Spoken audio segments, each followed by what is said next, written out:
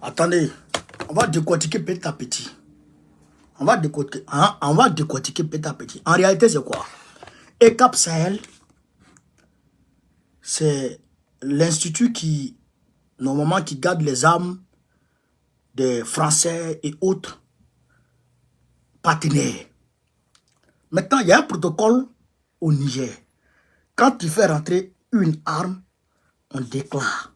Donc, les Nigériens, ce protocole nigérien-là, est à mesure de connaître toutes sortes, le nombre total d'armes et leur marque, leur force de frappe que détient les, comment on appelle ça, les partenaires. Maintenant, on va trouver que il y a des armes qui sont là, qui existent dans ECAP Sahel là, qui n'a pas été déclaré au protocole. Et d'ailleurs, quand les Français devraient partir, le nombre d'armes qui est rentré, qui a été déclaré, ce n'est pas ce même nombre d'armes qui est sorti. Vous comprenez ça? Donc, ça veut dire qu'il y a des armes qui sont restées quelque part. Maintenant, ces armes qui sont restées quelque part, il y a certaines de ces armes-là qui ont été retrouvées détruites. Vous comprenez ça? Donc, il y a un problème. Il y a un problème. Donc, les Nigériens disent ça. Ils ont détruit ça pour dissimuler le nombre d'armes qui restent. Vous comprenez ça? Voilà, donc on continue. À faire au regard de certaines informations fournies par les services de renseignement généraux nigériens qui placent clairement la France au cœur de cette subversion. En effet, lorsqu'en octobre 2023, le ministère des Affaires étrangères, de la coopération et des Nigériens à l'extérieur avait demandé à toutes les missions de forces partenaires présentes au Niger des documents administratifs d'identification de leur personnel, toutes les autres missions ont répondu sauf ECAP Sahel. Quand le ministère de l'Intérieur avait ordonné à ECAP Sahel de faire partie du Niger 15 de ses partenaires, seules 9 personnes avaient quitté Niamey. Les 26 membres d'ECAP Sahel restés sont tous des nationalités françaises. Ce qui nous renvoie aux propos de l'ancien ambassadeur français au Niger, Sylvain Ité, quand il affirmait lors de son audition à l'Assemblée nationale que la France dispose toujours de contacts sur place au Niger pour suivre l'évolution de la situation. Il est donc aisé de conclure que ces 26 personnes, des policiers et des gendarmes, sont des espions français au sein de Cap Sahel. L'activité subversive de la France contre le Niger ne se limite pas seulement à l'intérieur du pays. En faisant semblant de quitter le Niger, la France a installé et continue d'installer des bases militaires à nos frontières, particulièrement au Bénin et au Nigeria, comme on les voit sur cette carte où chaque étoile correspond à une base militaire française. La menace de déstabilisation de notre pays, à l'intérieur comme à l'extérieur du Niger, est loin d'être une vue de l'esprit du Conseil national pour la sauvegarde de la patrie. C'est bel et bien une réalité qu'il ne faut jamais perdre de vue. Donc, vous avez compris maintenant? En réalité, ils sont en train d'installer des bases militaires au Bénin et au Libéria. Et au Nigeria. Vous avez entendu, c'est pas beaucoup qui a dit, vous avez entendu, non? Et puis vous avez vu les points noirs là. Attends, je vais voir attends. Mais c'est grave, hein? Parti. C'est grave, hein, chers camarades? Il y a combien? 1, 2, 3, 4, 5, 6, 7. 7 bases militaires. 7 bases militaires étrangères. Quelle étrangère même? De la France. Qui sont implantés maintenant dans au Nigeria et au Bénin. C'est-à-dire qu'aux frontières du Niger. Aux frontières du Niger. Mais est-ce que vous avez compris ça? Malgré qu'il y a des Waworo qui sont dedans là-bas, qui sont au Niger, dans ECAP Sahel, qui ont fait semblant de partir, mais qui ne sont pas partis. Et malgré qu'il y a des motos qu'on a trouvées là-bas, les motos que les terroristes utilisent là, malgré ça,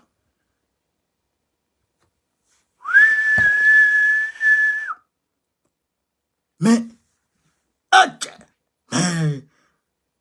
la France, c'est pas bon, hein? Frère, Modibo Keïta a dit, j'ai chassé l'envahisseur, il rôde autour, s'il a l'occasion, il va rentrer.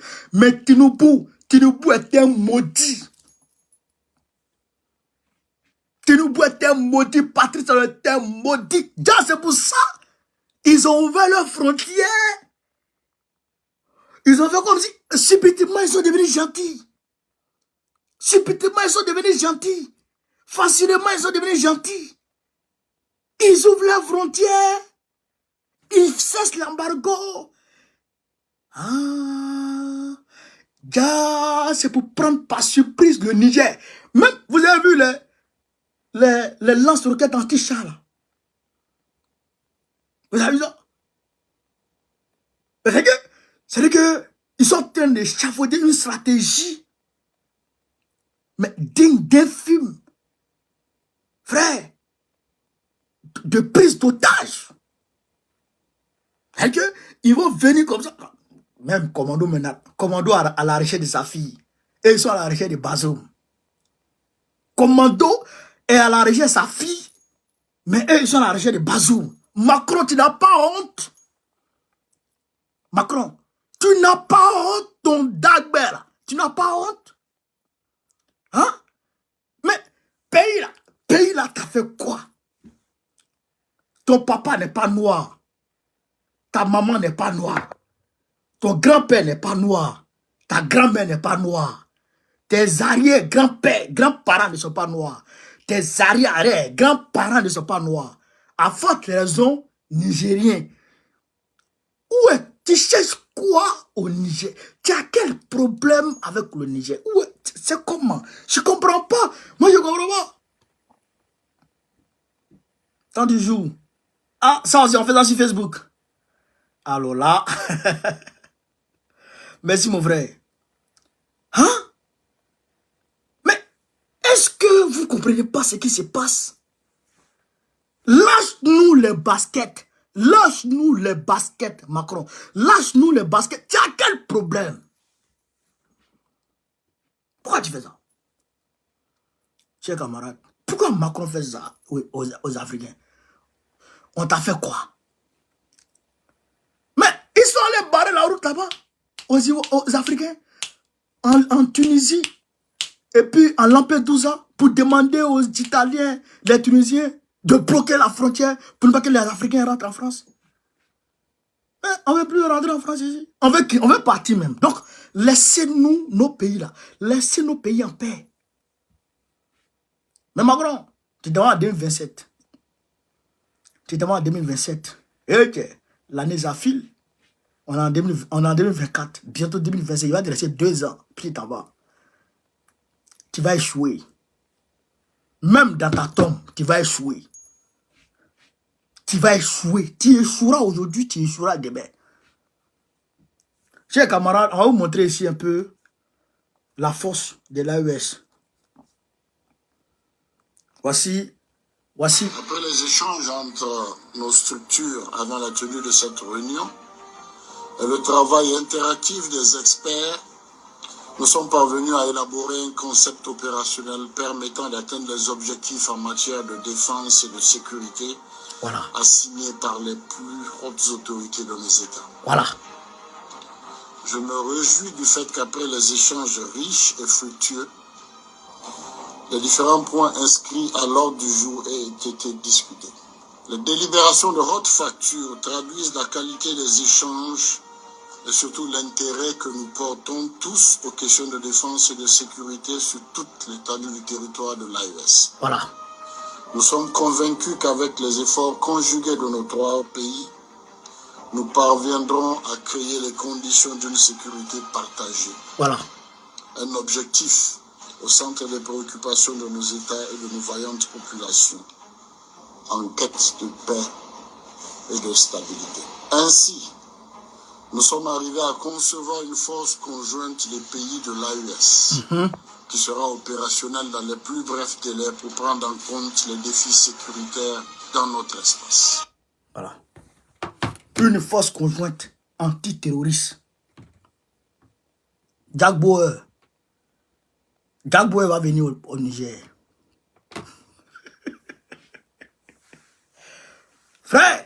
Djaboué va venir avec ses gars. Les Chloé là.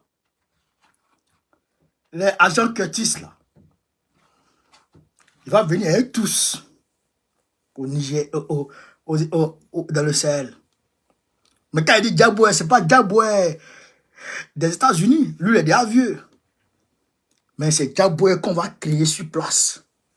Mais ce Djaboué, il a créé. Qui va conduire la force antiterroriste au Niger. Frère, qui va conduire la force antiterroriste au Niger, au Sahel. Macron, tout ce que tu es en train de faire là, on voit. Mais tu as vu qu'on a... cette base militaire là, on sait où ça est. Elle est là, il doit savoir que le Niger pour avoir cette technologie, l'AES pour avoir cette technologie là, de détecter la position exacte de tes bases militaires. Même le nombre de personnes qu'abritent tes bases militaires, on peut te dire. Ce qu'ils ont mangé le matin, là, on peut te dire. Il y a un même qui a mangé, il a eu diarrhée. Combien de fois il a chié là, on peut te dire tout ça. Alors la technologie au Niger, la technologie dans l'AES, tu peux pas. Tu peux pas. Même lui qui a eu mal à la tête. Et puis le commandant lui a parlé mal là. Mais il a mangé poulet. Poulet n'était pas bien cuit. Il a eu diarrhée, il a mal à la tête. Nous on sait tout ça. Donc on peut même, c'est-à-dire qu'on peut les frapper. On peut les frapper. On peut les frapper. Ça disait pas ça. Mais nous on sait ça. Un petit plaisanteur comme ça, il gonfle ses muscles. On va envoyer des troupes en Russie. Ah, si tu envoies troupes en Russie, je prends mes bagages, je mets chez mon enfant, je le mets sur mon cou et puis il marche un peu. Il quitte ce pays. Voici l'AES qui est en train de te tenir en échec. Totalement en échec. Tout ce que tu entreprends, toutes tes forces que tu as envoyées au Niger, à Niamey, tous les wawaros que tu vas envoyer à Niamey, là, on va les débusquer. Au Mali, on n'en parle pas. Au Burkina Faso, on n'en parle pas. Tous les wawaros, le colonel Kodjougou, que vous avez téléquitté au Mali, là, on l'a pris, on l'a mis dedans. On joue pas. On joue pas, ça reste maintenant. Ça reste maintenant la Côte d'Ivoire. Voilà. La Côte d'Ivoire, là. On va t'arracher la Côte d'Ivoire. Ouais. Non, ça, il n'y a rien à faire. Ça, il n'y a rien à faire. Aujourd'hui, tous les Ivoiriens sont plus dupes. Tous les Ivoiriens sont réveillés. Et je vois les RDR. Non, si vous sortez là, on va sortir. Qui va sortir? Ceux que vous avez cassé leur maison là, wow. Ou bien vous qui êtes à Cocody là-bas. Qui des RDR va sortir? Parce qu'il y a des RDR, il y a deux classes. Il y a ceux dont on est en train de casser leur maison. Eux-mêmes sont en train de pleurer, ils sont dans la rue. Et puis il y a d'autres, on ne casse pas leur maison, ils sont à Cocody. Mais les Cocody là, eux c'est les bluffeurs. Voilà, eux c'est les bluffeurs. Donc, eux ils ne vont pas sortir. Voilà. On va vous trouver là-bas. On va aller trouver le Draman là-bas. On va le shooter. Comme ce qui s'est fait, comme ce qui s'est passé l'autre côté là-bas, au Sri Lankais. Mais si Macron met sa bouche dedans, ou bien il envoie cette Mirai 2000 en Côte d'Ivoire pour aller tuer le peuple ivoirien, comme il l'a fait en 2004, à Teja. Hey! Si vous prenez votre mirage pour aller tuer le peuple ivoirien encore, comme cela s'est fait en 2004, hey! Non, ça c'est le regret que la France ne va jamais finir de digérer. La France va très mal digérer ça. Très mal. Très mal. Donc, quittez là. Restez en dehors de notre politique. Parce que Draman, on va le prendre. On va le prendre, Draman. On va le prendre. On va le prendre. Quoi? Il n'aura même pas le temps de sauter clôture. Tomber sa poitrine. Hey. Viens, c'est un djebel.